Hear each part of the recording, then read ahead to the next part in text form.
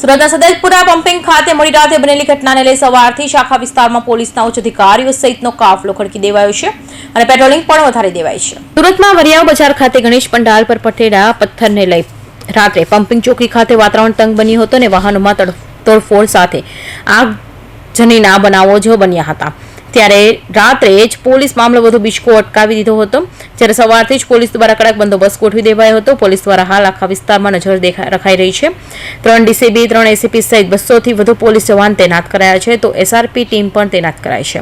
પોલીસના ઉચ્ચ અધિકારીઓ દ્વારા પેટ્રોલિંગ સાથે સમગ્ર વિસ્તારમાં ડ્રોન કેમેરાથી નજર રાખવામાં આવી રહી છે।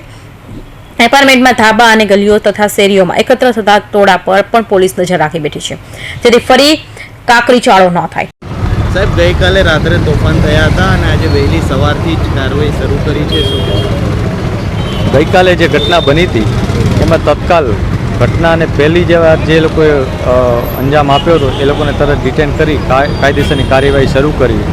એ દરમિયાન ટોળાઓએ જે પથ્થરમારો કર્યો એ લોકો ઉપર પણ કાયદેસર કાર્યવાહી કરી એમાંથી 27 જણાને ડિટેન કર્યા છે અને રાતના પેટ્રોલિંગ બાદ ડિપ્લોયમેન્ટ કરવામાં આવ્યું હતું બંદોબસ્તનું અને વિસ્તારમાં રાતથી શાંતિ છે, માહોલ શાંતિમય છે, સમગ્ર શહેરમાં શાંતિ છે। એ બંદોબસ્ત કન્ટિન્યુ છે। અત્યારે સવારના સમયે પણ દિવસના સમયે અમારે જે બંદોબસ્ત ડિપ્લોયમેન્ટ હોય એ કરી દીધેલ છે। Anti ride vehicles, anti ride gears, equipments, આની સાથે પ્રિઝન વાહન, વજ્ર વાહન, આ બધા સાથે હેડક્વાર્ટરની જે ટ્રેન્ડ ટીમ હોય છે જે આ પ્રકારની ઘટનાઓને સારી રીતના હેન્ડલ કરી શકે। ઉપરાંત સ્ટેટ રિઝર્વ પોલીસની આર્મ્ડ જે અમારી પોલીસ હોય છે એ હાજર છે। એના દ્વારા સમગ્ર એરિયામાં ડોમિનેશન કરવામાં આવ્યું છે। એક કોન્ફિડન્સ મેઝર્સ એના ભાગરૂપે કોન્ફિડન્સ મેઝર એક્સરસાઇઝ કરવામાં આવી છે। લોકોને વિશ્વાસ દેવડાવવામાં આવ્યો છે કે કોઈ સમસ્યા નથી, માહોલ શાંતિમય છે। અમુક તત્વોને કારણે જે ઘટના બની એના ઉપર કડકમાં કડક હાથે કામગીરી લઈ લેવામાં આવી છે। જે લોકો સામેલ છે એ લોકોને આઈડેન્ટિફાઈ કરવાની પ્રક્રિયા ચાલુ છે। એ આખી એક અલગ ટીમ છે અને બંદોબસ્ત જાળવવા માટે લો એન્ડ ઓર્ડર માટે એક અલગ ટીમ છે।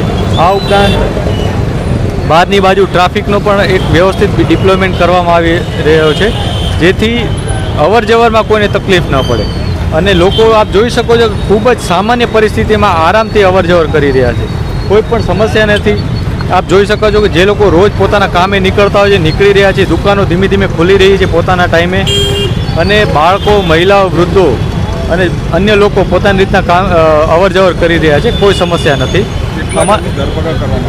ગઈકાલે જે ઘટના બની એમાં રાયોટિંગની જે લોકોએ પથ્થરમારો કર્યો એ લોકો ઉપર અમે કાર્યવાહી કરતાં 27ને તત્કાલ ડિટેન કર્યા હતા। અન્યને આઈડેન્ટિફાઈ કરી રહ્યા છીએ। લોકોને પણ અપીલ છે, આગેવાનો પણ અપીલ કરી રહ્યા છે કે આપ કોઈપણ જાતની અફવા કે કોઈપણ જાતની વાત ઉપર નહીં આવી।